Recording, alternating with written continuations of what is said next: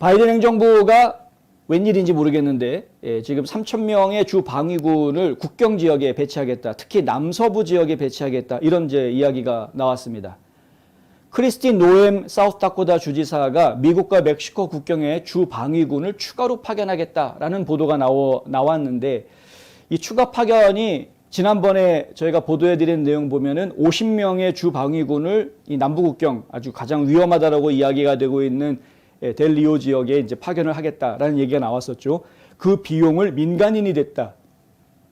그런 이야기도 저희가 전해드렸습니다. 그런데 그것과 별개로 75명의 병력을 추가로 더 파견하겠다라고 이제 발표가 나왔습니다.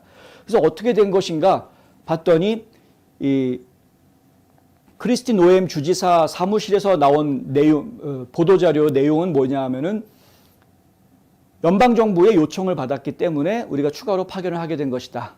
예, 그렇게 지금 보도자료가 나왔습니다. 최대 9개월에서 12개월 동안 국경에 배치할 예정이다. 이런 이야기까지 나왔습니다. 그리고 전체적으로 한 3,000명 정도의 병력에 합류하게 된다라고만 되어져 있고 더 이상의 자세한 내용은 밝힐 수 없다. 그리고 이제 이 병력이 하는 역할이 무엇이냐에 대해서도 그냥 법 집행관들이 하는, 그러니까 지금 이제 국경 순찰대라든가 아니면은 이제 이민세관 단속반이 하는 그런 법 집행이 아닌 다른 업무를 한다. 그러니까 지원 업무를 한다라고 이제 되어 있는데 그 자세한 내용은 이제 얘기하지 않고 있는 그런 상황이고요. 위스콘신주에서도 마찬가지로 보도자료가 나왔는데 위스콘신 주지사가 내보낸 보도자료에도 보면은 125명의 병력을 이 국경지역에 파견하겠다. 이것도 연방정부가 요청한 내용이다. 여기서는 이제 국방부가 요청한 내용이다라고 구체적으로 나옵니다.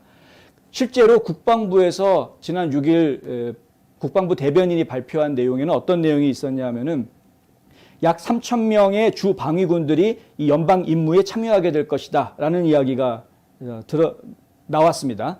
그것은 뭐냐 하면은 3,000명의 군 병력이 미국 멕시코 국경에서 2022년 9월 30일까지, 그러니까 내년 9월 30일까지 복무할 것이다. 이것은 4년째 계속된 국경 업무를 지원하는 군 임무의 일환이다. 이렇게 이제 보도자료가 나왔는데요. 국방부 대변인이 밝혔던 이 내용은 벌써 4년 전부터 계속 매년 해오던 것이다 라는 이야기입니다. 국경에다가 군인들 3,000명을 계속 보냈다라는 이야기죠. 그 좀 더 깊이 들어가 보았더니 이게 지금 뭔가 이상하다, 냄새가 나는구나 하는 부분들이 이제 아니나 다를까 나오는 것인데요.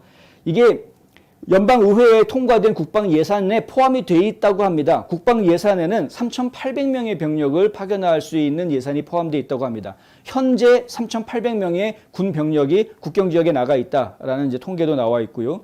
그런데 이게 원래는 작년에는 4,000명이었답니다. 그러니까 4,000명의 군인을 동원할 수 있는 예산이 통과가 됐었는데 올해는 줄어든 거죠. 200명어치가 줄어든 겁니다.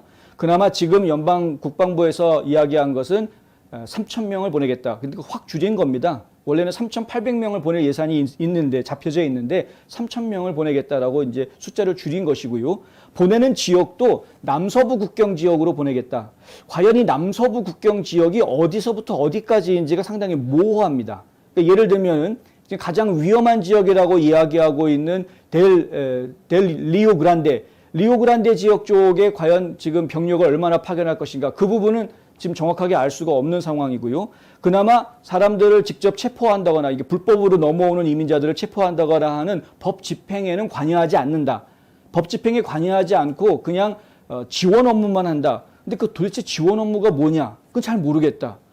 지금 뭐 사진에 보시는 것처럼 이렇게 가서 철조망 만들어주는 뭐 이런 거, 이런 건 좀 이해는 할 수 있죠. 그런 거 도움이 될 수는 있겠구나. 근데 뭐 그게 정말 얼마나 큰 도움이 될지는 지금 잘 모르는 상황이지만 어쨌든 하여간 좀 애매한, 역할이 좀 애매한 그런 상황입니다. 원래 이런 그 군 부대를 국경에다가 보내는 그런 일들이 그렇게 과거에는 큰 일은 아니었다라고 이해를 하고 있습니다. 과거에는 없었던 일이었던 거로 저는 기억을 하는데 트럼프 전 대통령이 지난 2018년 4월에 처음으로 주 방위군을 남부 국경으로 보냈고 6개월 뒤에는 현역 군인들이 이 임무에 추가가 됐다. 그러니까 트럼프 대통령 때 만들어진 이 정책입니다. 그러니까 현역 군인들을 국경으로 보내서 지원 업무를 하게 해주는 일들이 트럼프 대통령 때 일어난 일인데 바이든이 대통령이 되고 나서 처음에 국경 장벽 만드는 예산을 다 취소시키고 그 예산을 다 군부 군 다른 그 사업 자금으로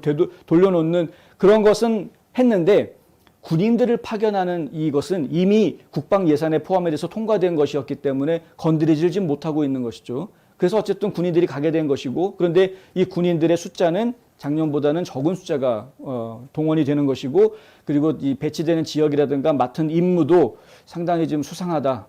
예, 실질적으로 이 국경을 튼튼히 하는 데 도움이 되는 역할을 할 수 있는 건지 아닌지 지금 잘 확신이 서지 않는다라는 그런 이제 의혹이 충분히 제기될 수 있는 이런 상황이다라는 것입니다. 하여간 뭐 국경 위기는 누가 뭐라고 얘기해도 이건 저희가 꼭 지켜야 하는 것이니까 어찌됐건 간에 그 군인들이 가서 뭐 없는 것보다는 그래도 가서 얼굴이라도 내비치고 있으면 좀 도움이 되기는 되겠죠라고 저희가 마음의 위안을 삼아야 되는 건지 어쩐 건지 잘 모르겠습니다만 하여간 그렇습니다.